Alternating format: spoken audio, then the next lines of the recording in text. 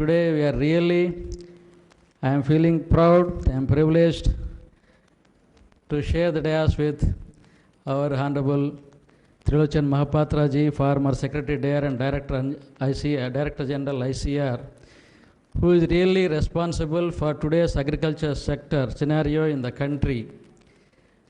You see, last 7-8 years continuously there was increased food grain production. Every year there used to be record food grain production every year for the last 7-8 years.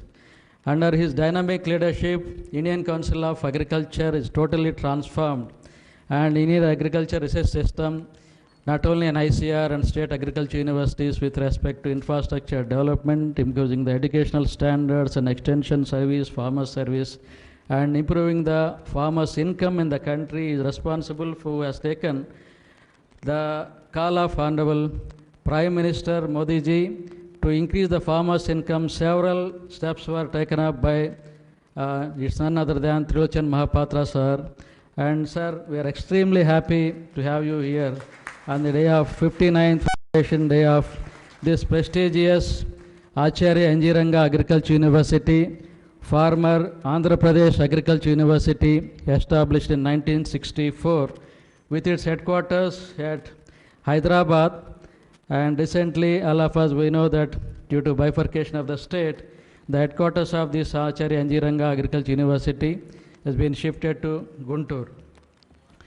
So, Andhra Pradesh Agriculture University, now it has become into 7 universities. That time Andhra Pradesh Agriculture University, and then bifurcated veterinary, then horticulture in 2007, and these 3 universities, because of the bifurcation of the state, 3 universities in Telangana, 3 universities in Andhra Pradesh, and now 4th, that is Fisheries University, has been established last year in Andhra Pradesh. So Andhra Pradesh Agriculture University has become 7 universities, and this great university has contributed the greatest contribution to the farming sector in this country. Acharya N.G Ranga Agicultural University, now it has 11 educational institutions, colleges, agriculture, agriculture engineering and technology, food technology, community science. Sir, as far as agricultural education in this country is concerned, Acharya N.G Ranga Agicultural University has contributed the best. The students of this university today, if you see, they are there everywhere in the research sector, industries, politics, civil servants, every sector. The students of Acharya N.G Ranga Agicultural University, they are performing exceedingly well. Today, if you see the CIMIT or ICRISAT or several national, international organizations, the students of this prestigious university, they are leading the crop research programs, and different research schemes are being headed by the students of this prestigious university. So far, 45,115 students, they have completed their degree or PG and post-graduation, PhD requirements, out of which 33,000 are undergraduates and 11,186 are PG and PhD students. And the performance has been exceedingly well. Last 3 years, sir, 19, 20, 21, for the last 7-8 years, ICR, they have conducted JRF fellowship examination all over the country for MSc admissions. And 1920, Acharya N.G Ranga Agicultural University stood in the 2nd place of the total 74 agriculture universities in the country. And last year, 22, Acharya N.G Ranga agriculture students made us proud that placing Acharya N.G Ranga Agicultural University in the 1st place, and I took the 1st prize from the hands of our Honorable Mahapatra Sahab and Honorable Minister of Agriculture and Farmers Welfare Tomar Sahab last year, because Acharya N.G Ranga Agicultural University bagged the 1st prize in both agriculture as well as agricultural engineering faculty. And that's why actually last year 234 students who completed their undergraduation in Acharya N.G Ranga Agicultural University, now they got their MSc admissions in different 44 universities in this country. And previously it used to be 5% or 10% or less than 20% the girl students. Today it is 65 to 70% of the student strength out of 1700 students annually being admitted are girl students from this university. Of course, in the PG and PhD it is 90%, and I congratulate all the girl students of this university, and also even the faculty, 50% are lady women scientists in this prestigious university. And of course now even the administration, they are 50% in head office of this university. They are running the research programs and home science research, engineering programs and all. So this is Acharya N.G Ranga Agricultural University, sir.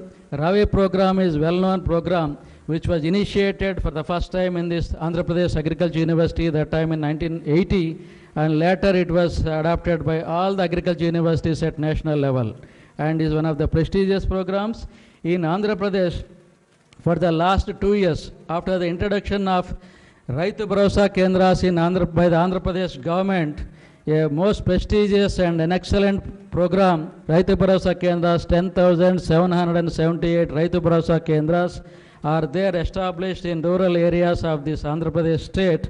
And during RAVE program, 6 weeks, all the students who are staying in villages, they are working with Raitu Bharosa Kendras, and the extension system in this university has been one of the best in the country. The collaboration between scientific community of this university, research stations with our 33 research stations, and the Department of Agriculture, Horticulture, Fisheries and Animal Husbandry, the technologies developed from this university are being very quickly, in very limited time, the technologies are being transferred to farmers. That's why the growth rate in agriculture and allied sector has been the best in the world. Agriculture and allied sectors, the growth rate in Andhra Pradesh is the best. In the research sector, sir, Acharya N.G Ranga Agricultural University, we are working with 33 research stations, working on 15 field crops from rice, groundnut, pulses, oilseeds, sugarcane, millets and all these crops. And the Acharya N.G Ranga Agricultural University, the scientists of this great university has contributed the best.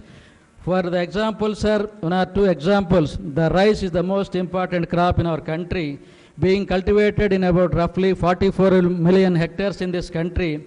Nearly 33 to 36% of national 44 million hectares of rice being cultivated in the country.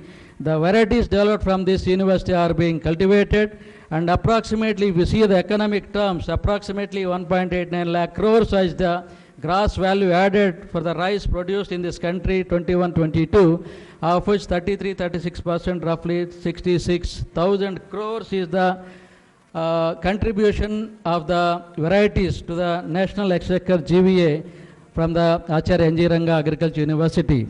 Similarly, groundnut is another wonderful crop for dryland areas, and 5.4 million hectares of groundnut is being cultivated in the country. For this, 54% of national groundnut area is being cultivated with the varieties developed from this Acharya N.G Ranga Agricultural University. Similarly, pulses, millets, 1100 quintals of small millet seed has been supplied before last year to northeastern states of the country.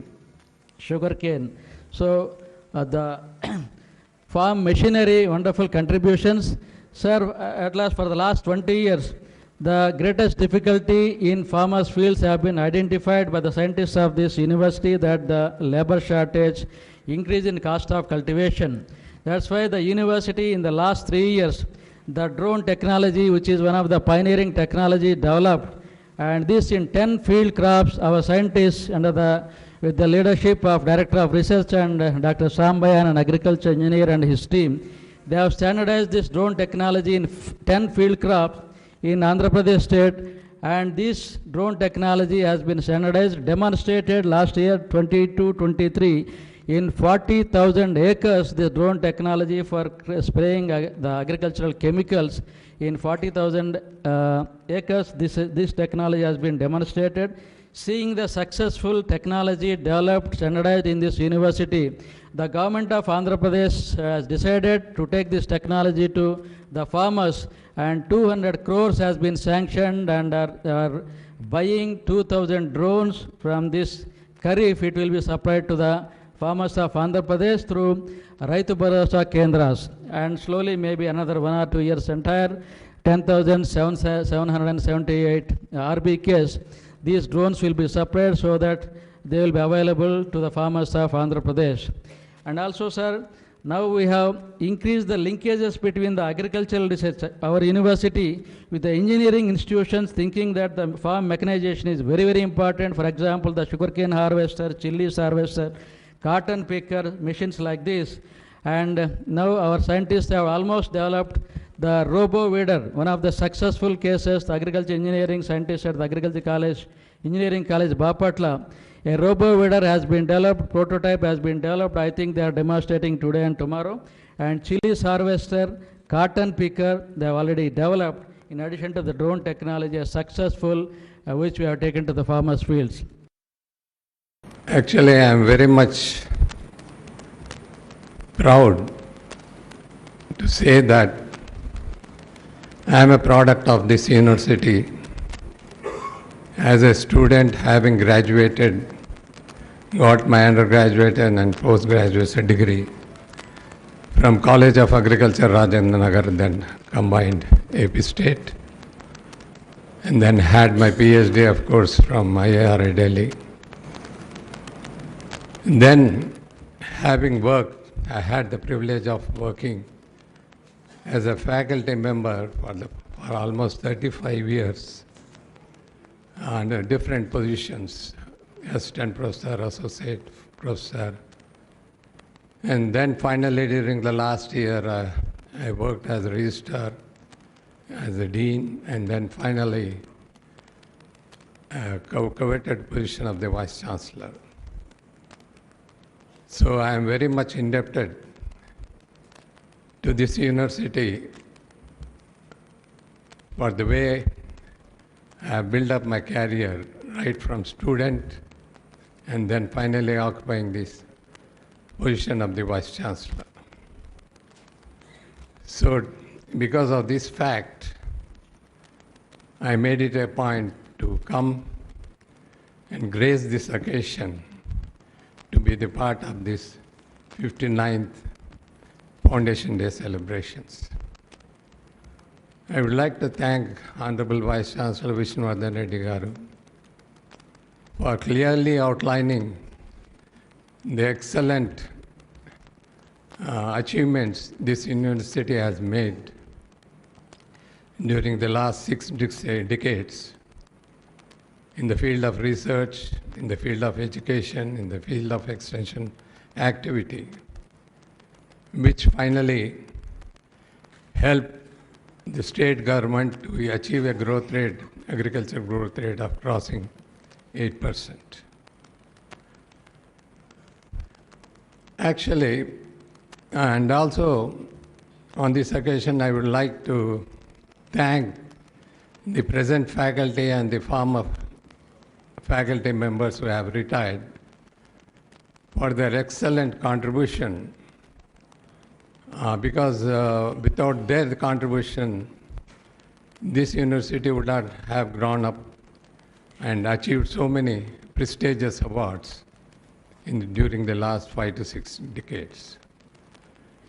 And as Vishnuvardhan Reddy has pointed out, this university has been occupying the top 5 positions, mostly first, second, third, and fourth, fifth, most of the years, mainly because of the excellent performance in the research field, and then education, and finally the extension activities. Then, as far as my personal contribution to this university, because having got indebted to this university for my career building, I thought of doing something to this university. And then during my tenure as Registrar, Dean in Charge and Vice Chancellor, I strived my level best to get additional funding from the then AP government. And then the Chief Minister, Rajshekar Reddy Garu, was kind enough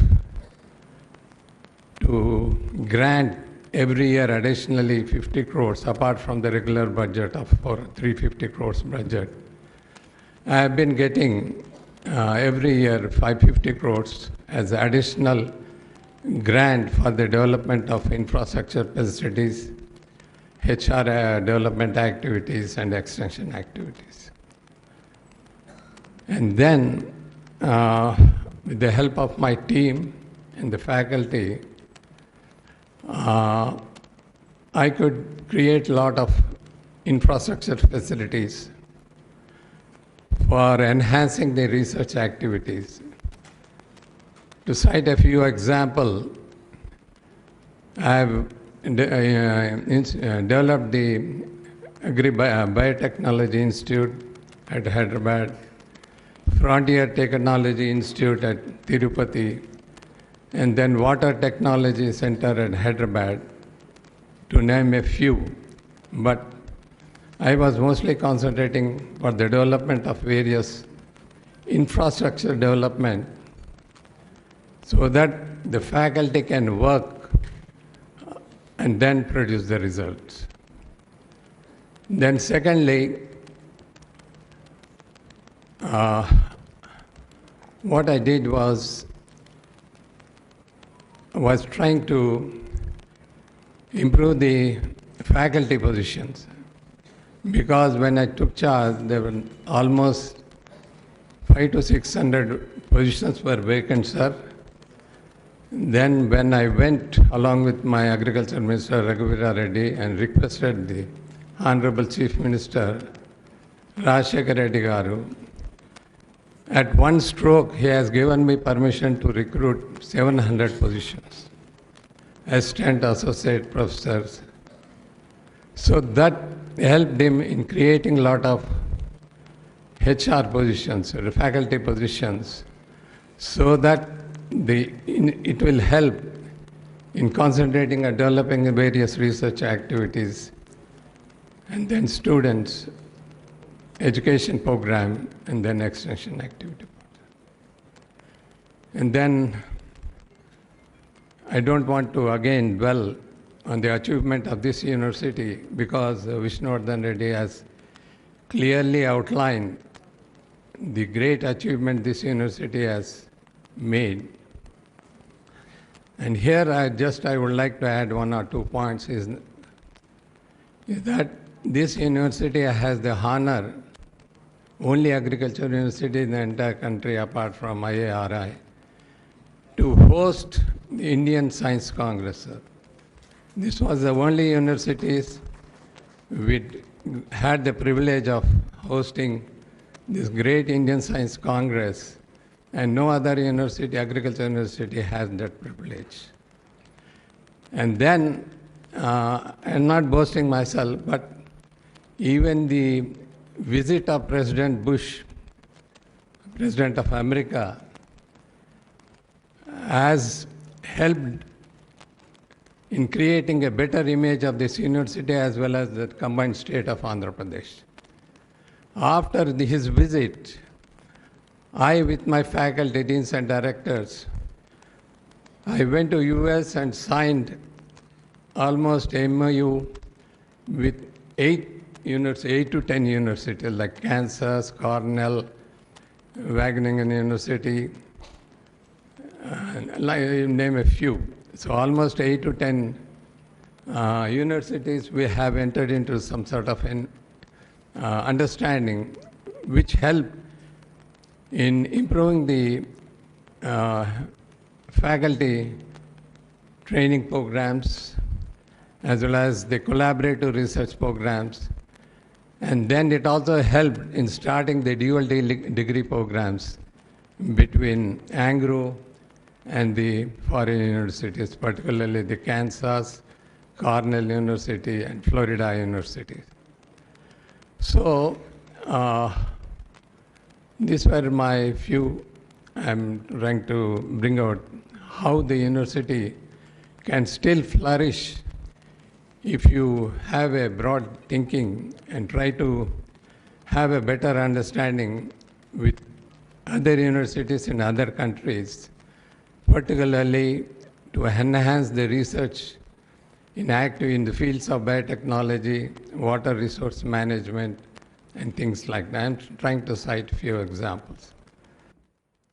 Since then, my college time, we have been listening about this university, about its achievements and the hard work earlier scientists and present scientists, earlier vice chancellor, present vice chancellor, earlier faculty, present faculty have been doing and brought to the limelight. It's really very good.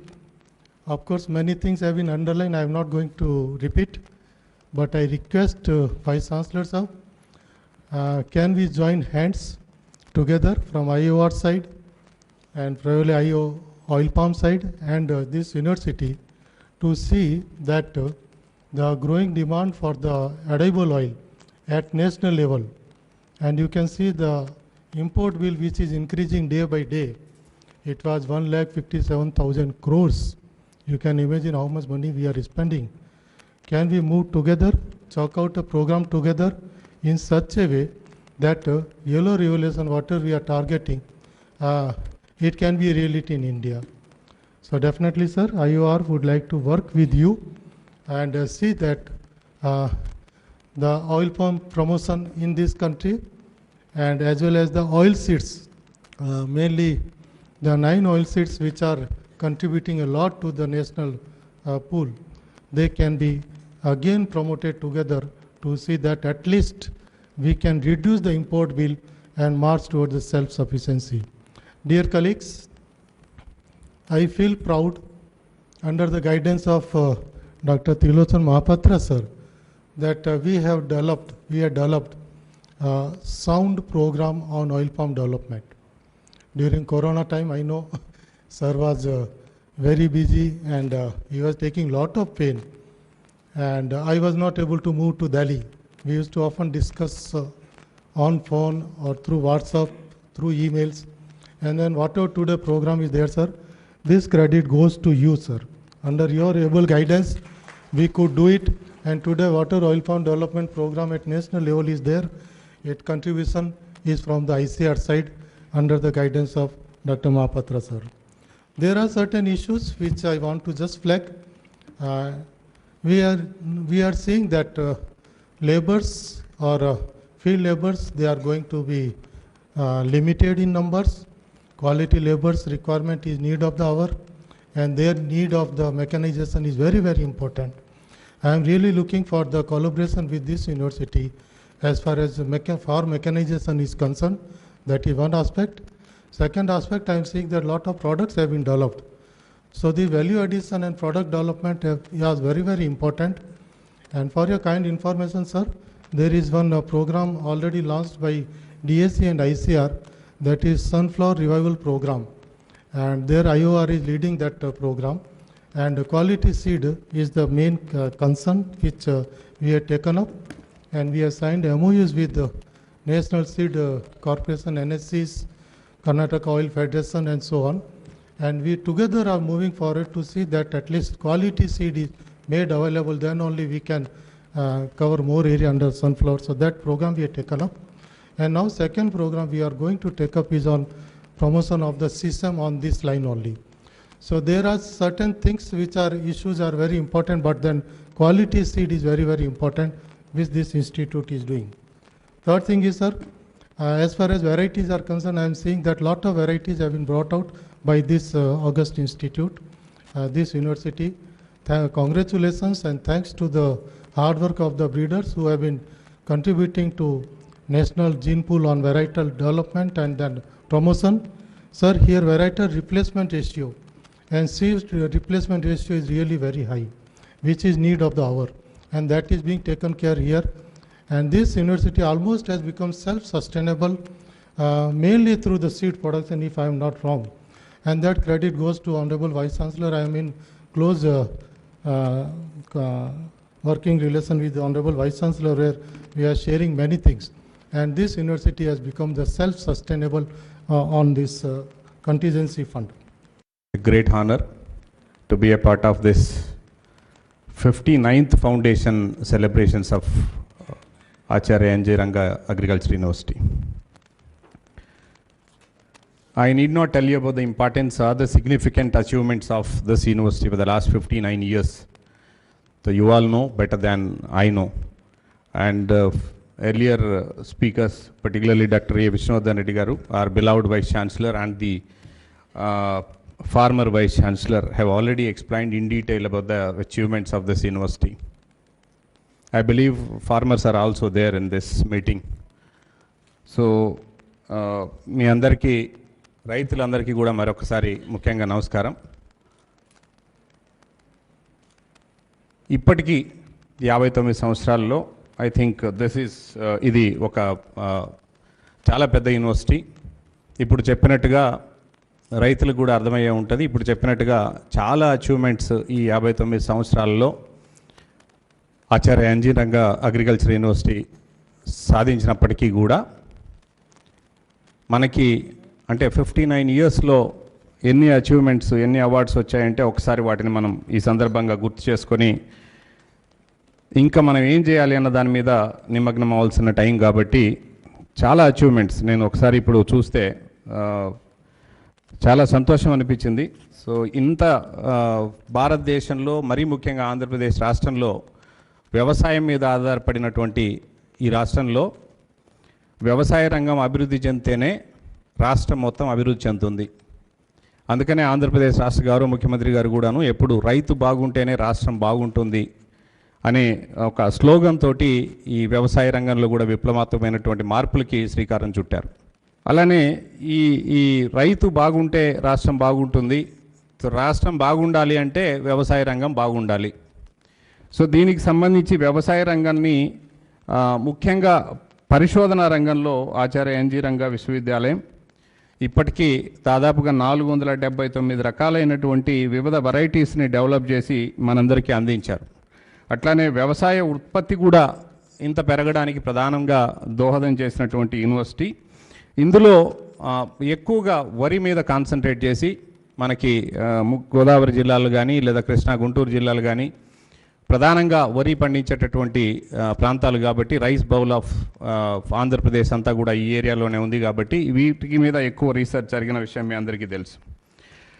అయితే ఇంకా ఈ విస్తరణలోనూ అలానే అనేక రకాలైనటువంటి అభివృద్ధి చేసినప్పటికీ ఈ 60 సంవత్సరాల్లో ఇంకా రైతుకి ఇంకా మనం తోడ్పాటు అందించాల్సిన అవసరం ఉంది.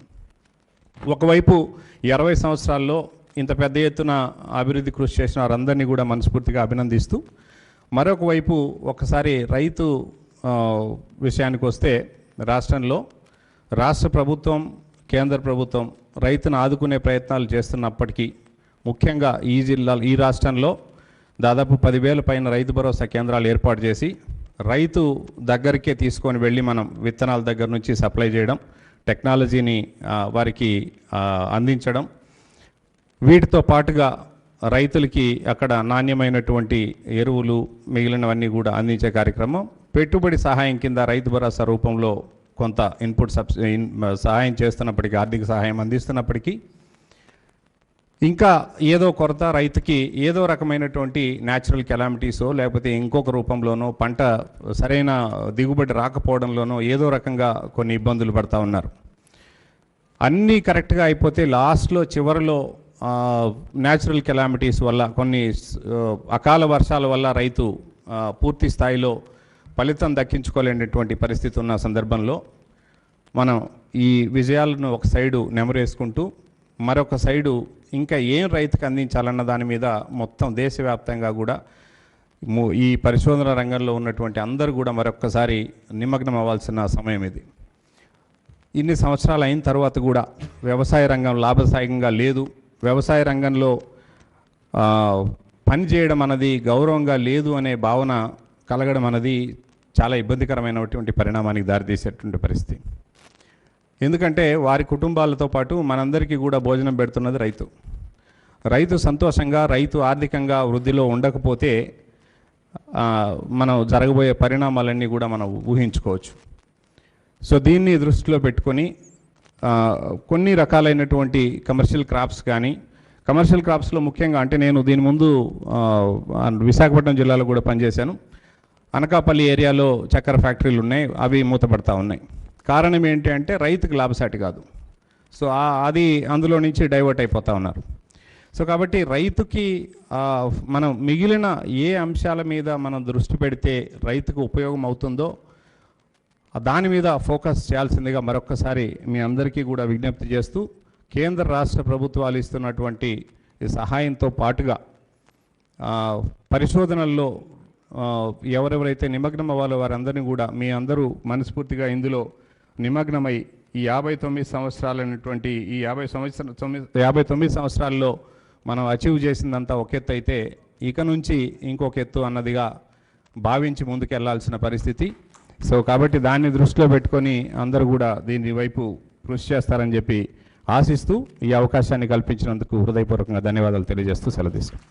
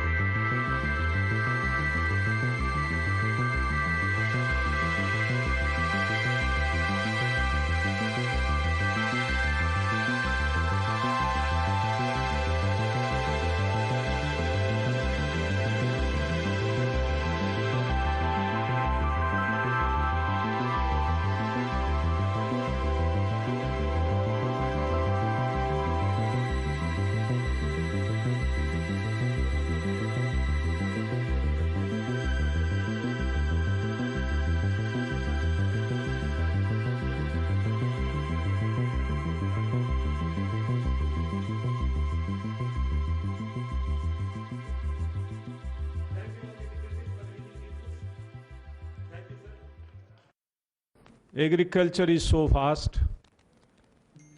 and if you have to speak about it, you can keep speaking for days together.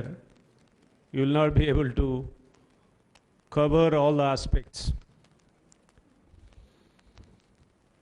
But I have chosen a very specific topic: quality human resource for international agriculture research and development, for international research in many reputed laboratories and institutions, including CGIR, the Consultative Group on International Agriculture Research institutions,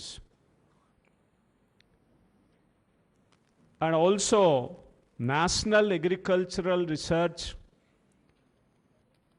Education and Extension System. The kind of students this university has produced, it has gone beyond the research arena or education and extension arena. Many are there in the administration.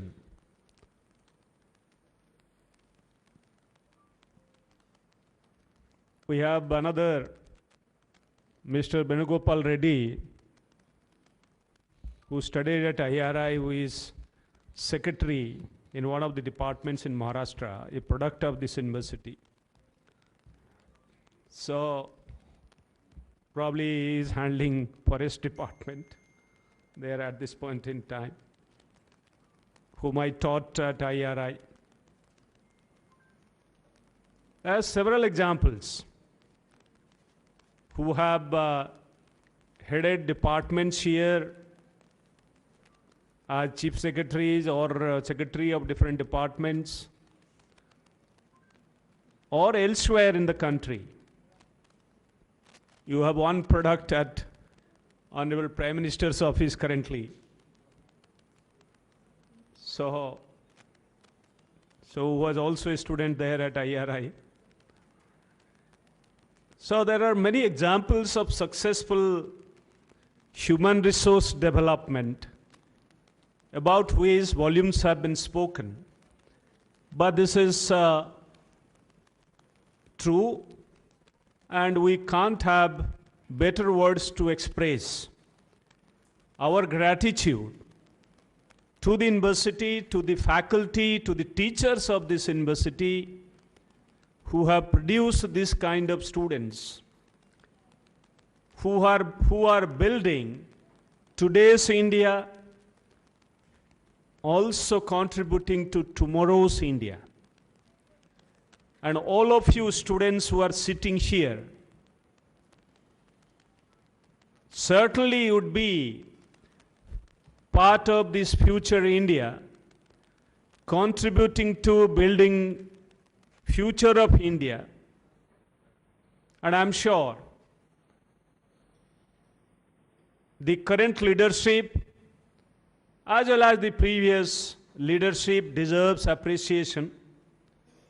So many thanks to you, Dr. Reddy, the current Vice Chancellor, for all your enormous efforts that you have been putting during your tenure to build this institution further, to take this institution to newer heights. And I'm sure sky is the limit. And with the kind of determination and dedication that the faculty has, that's most crucial. Without quality teaching, of course, you don't expect quality students. And of course, the agriculture, the way it is performing in the country in past several years, it is something which is unparalleled. Overall growth, annual growth of more than 3.5%.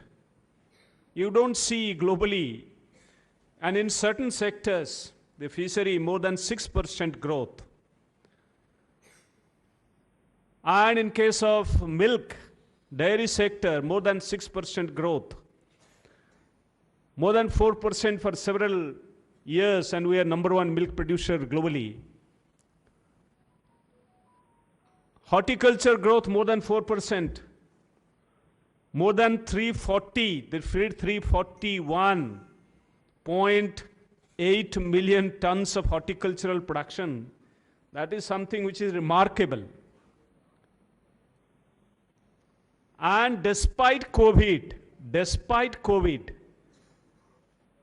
we exported agricultural produce to the tune of $50 billion. 18 to 20 billion US dollar trade surplus. What we import and what we export. So much excess of what we actually import. And greatest drain with regard to agricultural export is edible oil. Edible oil export costed us more than 1.5 lakh crore rupees last year. Untenable, unsustainable. Though there are economists, I respect them, but some of them argue that it is good to import. Given the signing of WTO, being a member, signing of TRIPS agreement, we must support international trade. if every country becomes self-sufficient and who would trade? The international trade would stop. But Honorable Prime Minister has given the call that we should be self-sufficient. Where is the contradiction? We have to really look through and very keenly observe what is happening, how much to import and how much to export, and where is the trade balance, and where we should stand carefully without draining our economy and without sacrificing the interest of the farmers. This is most crucial. How do we do trade without sacrificing interest of the farmers? Most of this oil which is imported is a palm oil. Can we not promote oil palm cultivation? That's what Dr. Mathur referred, that we have elaborate program now spending 11,000 crores to promote oil palm cultivation, addressing many issues as we have been facing, as the farmers of Andhra Pradesh have been facing, with regard to quality planting material and so on and so forth. I will not go into those details. We have done pretty well. We are producing more than 35 million tons of sugar. Now diverting sugarcane juice for bioethanol production. And in the process, we are already E10, 10% of petrol substituted by ethanol. And we are aspiring another 2 years to become E20, 20% of petrol substituted by ethanol. Where from it comes? Most of it from sugarcane. And today I was seeing at your varieties doing so well. And sugarcane, it's a revolution during past 6-8 years. We are producing 25-26 million tons of sugar, sometimes importing, sometimes exporting. A huge degree of instability. And today we are producing 10 million tons more, diverting sugarcane juice for bioethanol production. And in the process, saving 50,000 crore rupees on petrol. So agriculture not for food and nutrition alone, for energy security of this country. So credit goes to the farmers of this country. I have realized the centrality of agriculture in this country for the economic well-being of the country. The day we neglect agriculture, because more than 50% are still dependent on agriculture, how do you divert them and where? Gainfully, how do you engage them? It's good to say that agriculture contributing only 17-8% to GDP. Fine. It has a decline, it must decline. Service sector has grown. Where the manufacturing sector is today, still suffering, doesn't contribute much in this country. It is agriculture which still remains the backbone of country's economic well-being. We can't just neglect agriculture. Agriculture must grow, must be strengthened. The livelihood security of more than 50% of people, and 85% of being small and marginal. Who will look after them? You and me, the scientists, the policy makers, the administrators. Everybody has to bother. Everybody has to look at it critically, impassionately. There has to be greater investment. And there has to be greater support. And there has to be indulgence of every one of us so that the farming survives all the onslaughts of the kind of different adversities that we see all around, the climate change. And I very briefly discuss, and very importantly, very importantly, it is not just economic well-being, the environmental sustainability, the ecological sustainability, and also, very importantly, agriculture has to address the nutrition of this country. Food has to address malnutrition. It's not the medicine. The healthcare can help, but primarily it is food which can provide better health. And that is the focus of my discussion today. Time is not there. Time is not there, but I can't really, take you 2 hours or 1.5 hours to really deal with this lecture. But quickly I'll take you through, highlighting only the major points so that the message is taken home back for all of us to work. Because there's a tremendous challenge in this particular area. Can I have the slides? So can I have the first slide? So quickly I'll take you through how we have to really move and where we stand. Andhra Pradesh has been doing pretty well, but you can see where we stand with regard to nutrition, malnutrition. And so this is food for nutrition, production, consumption, imperatives. Tremendous challenge for a state like Andhra Pradesh. Tremendous challenge for a state like Andhra Pradesh. Despite all that we have been doing, despite all successes, Honorable Vice Chancellor Sahab and Collector Sahab, so much to do for all of us, for the whole country. It's not just Andhra Pradesh, for the whole country. And I highlight those. We have to have sustainable food system. Sustainable food system at the global level being talked about. What all it encompasses. A sustainable agriculture must provide and must have very good economic impact. It has to have economic impact, positive economic impact. I just highlighted this. And sustainable food system must have positive environmental impact.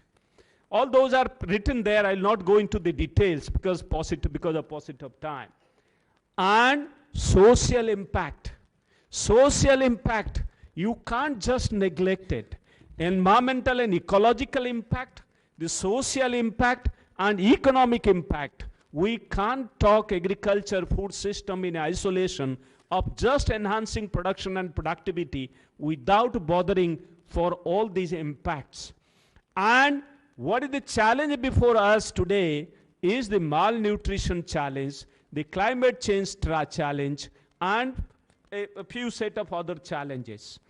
And these are the three C challenges before us at the global level, as the whole world is besieged with these 3 C's. And we have sustainable development goals before us. And sustainable development goals, 17 different goals, and a battery of targets there before us. 2030 agenda is before us. Can we really achieve all this by 2030? Looks impossible the way we are growing because of these 3 C, the climate change challenge, the COVID challenge, the conflict challenge, the way conflict has influenced the food system at the global level, particularly the Russia-Ukraine challenge. The kind of human displacement and misery it has created is a tremendous, and I do not know what extent we'll be able to really solve this problem and meet 2030 agenda with regard to the sustainable development goals. At the global level, thinkers are thinking that how do we really move forward? And so also at the national level. And you will see the scenario as we go along. The malnutrition is the biggest challenge. The biggest challenge. And you can see that undernutrition, and under undernutrition, you have calorie malnutrition, which is called undernourishment, and protein malnutrition, and also hidden hunger. There are 3 distinct challenges. And also you have overnutrition, the obesity challenge. The obesity has become a very big challenge. And you will see very briefly, I'll highlight this. And these are the kind of, this is the global hunger index. It doesn't describe all the malnutrition challenges. It has taken only the undernourishment as one of the components. Undernourishment as one of the component. And undernourishment concerns only the calorie malnutrition. The calorie malnutrition. And then it takes into account other factors. The child stunting. Stunting means the height is not as per the age. So as much you expect. And child wasting. That the weight is not as per height. So this is wasting. And this is a very serious one. And then child mortality. So it takes into these 4 factors and gives weightage. And you can see, 2/6 is the weightage for undernourishment. And so also for child mortality. And you can see this is, with regard to child stunting, it is 1/6. And also with regard to child wasting, it is 1/6. So with this weight that is given to these 4 factors and 4 traits that is studied, and you can see this severity of this hunger scale, global hunger index, that it could be extremely alarming, it could be alarming, it could be serious, it could be moderate, and it could be low. This color indicates what could be the different kinds. And you can see, as I go along quickly, that where we stand and what we need to really address. Global Hunger Index score, and you can see how we are performing. 2028, that was the GHI score. And we worked well, did well. 2007, it was about 24. That was significant decline. And so also 2014, there was significant decline. And you can see 2022, because of COVID, we did not really improve much. It reduced from 19 to 18, that one score got reduced. So we could not do much. And that's a challenge. And very importantly, the undernourishment increased. Undernourishment, it was declining. It was stabilizing, but it increased because of the COVID and conflict and climate change. So 3 C's are impacting undernourishment very, very significantly. And that is, you can see the 828 million people undernourished in 2021. And that's a big challenge, and it is going on. And what is really the situation? You can see food prices are increasing, and people living in extreme poverty is increasing, and number of conflicts are increasing, and global temperature anomalies are increasing. So given this kind of challenging situation and what we need to really do, and most of the unhealthy children, unfortunately, are there in Asia, followed by Africa.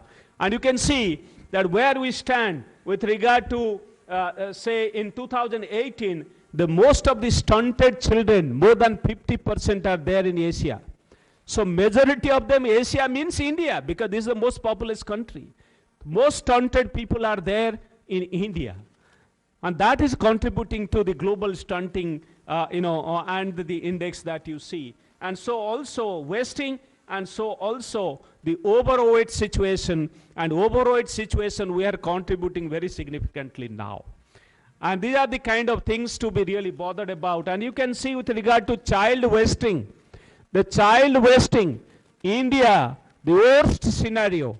India is the worst scenario. This is not a statement to take credit. This is a statement to worry about.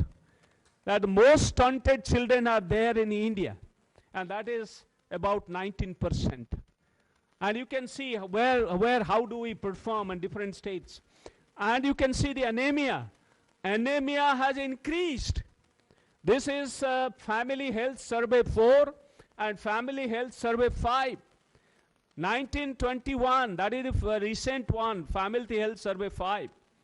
And anemia is increasing. Anemia means what? Iron deficiency, even protein malnutrition, both contributing to anemic situation. The women, the children, and even adult men being anemic.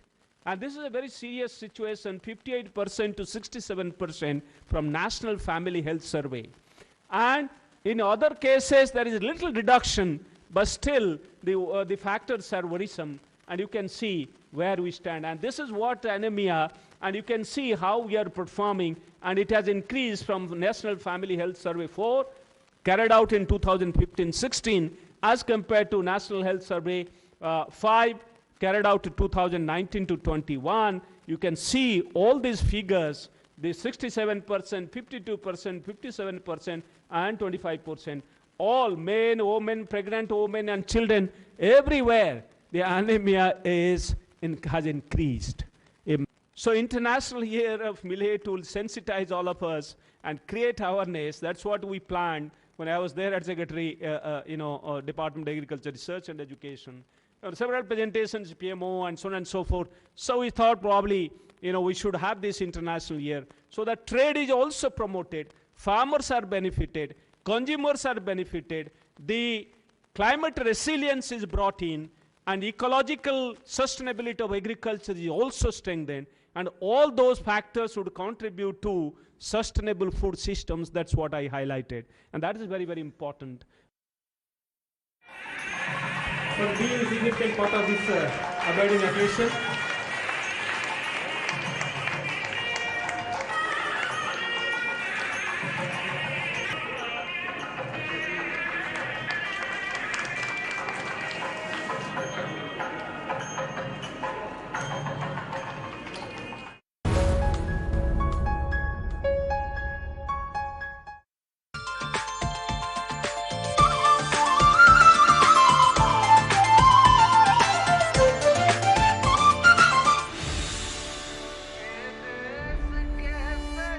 ఈ ధరిత్రి సర్వధర్మ సమభావ ధరిత్రి.